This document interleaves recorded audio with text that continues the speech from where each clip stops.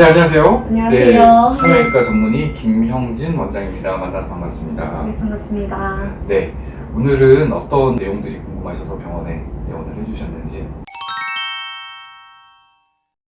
제가 얼굴이 좀 갸름해지고 싶은데 요즘에 침팬보톡스라는 걸 맞으면 얼굴이 좀 갸름해지고 V라인 효과가 있다고 하는데 네. 제가 효과가 있을지도 궁금하고 네. 그래서 왔습니다.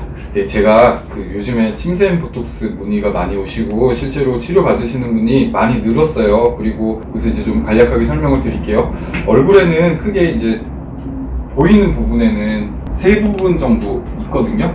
귀 밑샘, 그리고 턱 밑샘, 그리고 혀 밑샘 이렇게 정도 나눌 수 있는데요. 병원서 치료를 받으시러 오시는 분들은 대부분 제일 많은 부분이 여기 턱 밑샘 그리고 귀 밑샘 이렇게 두 군데가 많이 와요. 그래서 이 턱 밑샘이 발달한 경우는 어떤 경우냐면은 음식물을 섭취하시고 간혹 이제 토를 하시는 분들이 있어요. 많이 토하시는 분들이 있는데 그런 분들은 이게 많이 비대돼 있어요. 그리고 두 번째는요. 이 턱뼈를 깎으신 분들이 있거든요. 그 턱뼈를 하각을 절제하신 분들이 보면은 이 뼈가 없다 보니까 뼈가 있을 때는 가려져 있었는데 뼈가 없어지니까 그 밑에처럼 노출이 되는 경우가 있어요. 지금 같은 경우는 깎으시는 흔적도 전혀 없고 원래 그냥 갖고 계신 턱임에도 불구하고 턱 밑샘은 좀 많이 비대돼 있는 정도의 느낌 들거든요. 그래서 요거는 사이즈는 다른 분보다는 좀 크신 편이기는 한 것 같아요. 그건 넘어가고, 그리고 귀 밑샘은요 이제 요거 꽉 깨물어 보실게요. 꽉 깨물어서 씹는 요 근육 있죠? 그 근육 뒤쪽에서부터 시작해서 이렇게 니은자로 귀 밑까지 이렇게 볼록해서 있는 분들이 있으세요. 그게 이제 귀 밑샘이거든요. 그래서 치료는 그 부분에다가 보톡스를 맞으면 좋아지거든요. 그래서 제가 아까 말씀드린 질문 내용 중에서 이걸 맞으면 얼굴이 갸름해지냐 말씀드릴게요. 귀 밑샘은요 이렇게 얼굴이 좀 넓으신 분들이 있어요. 먹방 프로그램들 있잖아요. 그런 프로그램 나오는 유명한 개그맨들 보면은 그 귀 앞에 이렇게 볼록하신 분들이 있어요. 그게 귀 밑샘이거든요. 근데 보통 그거는 비만, 그리고 야식, 과도한 음주, 그리고 여성분들 같은 경우에는 갱년기 이후에 어머니 연세들 되신 분들 갱년기 이후에는 이제 보면은 중년 여성분들이 이제 여성 호르몬보다 남성 호르몬 증가하면서 귀 밑샘이 굉장히 비대돼서 오신 분들이 많아요. 오히려 여성분들이 좀 연세 많으신 분들한테는 그렇고요. 그리고 젊으신 여성층 분들은 보통 많이 드시거나 혹은 뭐 폭토, 먹토, 그리고 음주 이런 것 때문에 불규칙한 생활 패턴 혹은 뭐 질환도 있어요. 침샘이 커지는 질환이라든지, 그리고 원인을 모르는 경우도 있으니까 그런 경우에는 보톡스 맞으면 굉장히 얼굴이 갸름해지고 좋으세요. 그리고 치료 효과가 굉장히 좋아요. 특히 귀 밑샘 같은 경우는 치료 효과가 굉장히 좋거든요. 그래서 몇 번만 치료 받으셔도 거의 정상 사이즈로 금방 돌아가는 경우도 있고, 그리고 정상 생활 패턴을 다시 유지하신다면 또 금세 좋아지시는 경우도 있고, 꼭 주사적인 치료 방법, 의학적 치료 방법이 아니라도 자연적으로 이제 다이어트라든지 식생활 조절 같은 걸 하시면은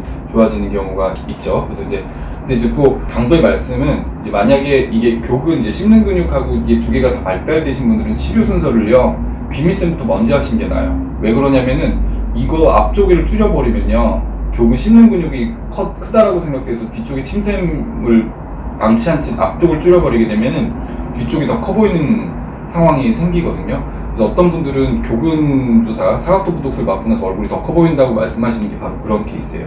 뒤쪽에 있는 이거를 잘 보지 않고서는 치료를 받게 되면 어떤 걸 먼저 치료해야 될지에 대한 어떤 순서를 정해놓지 않고 무작정 이제 치료를 하게 되면 그런 단점이 있고요.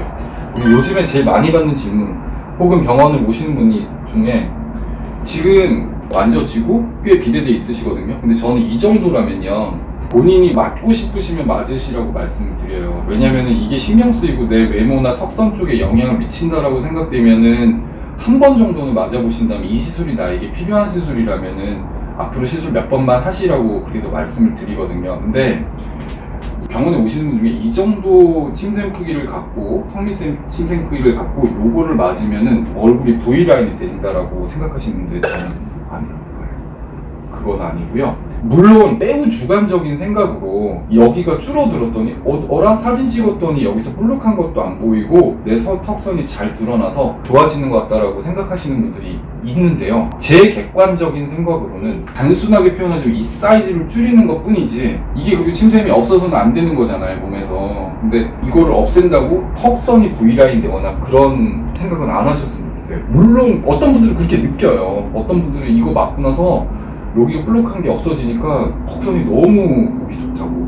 네, 그런 분들도 있지만은 저는 그렇게 됩니다라고는 말씀드리진 않겠습니다. 제가 말씀드리는 건 의사로서 여기다 주사를 맞으시면은 비대되어 있는 침샘 같은 경우에는 주로 사이즈가 줄어드는 것을 기대할 수 있습니다 라고 말씀드리는 게 의사로서 정확한 정보를 드리는 거라고 저는 생각을 해요.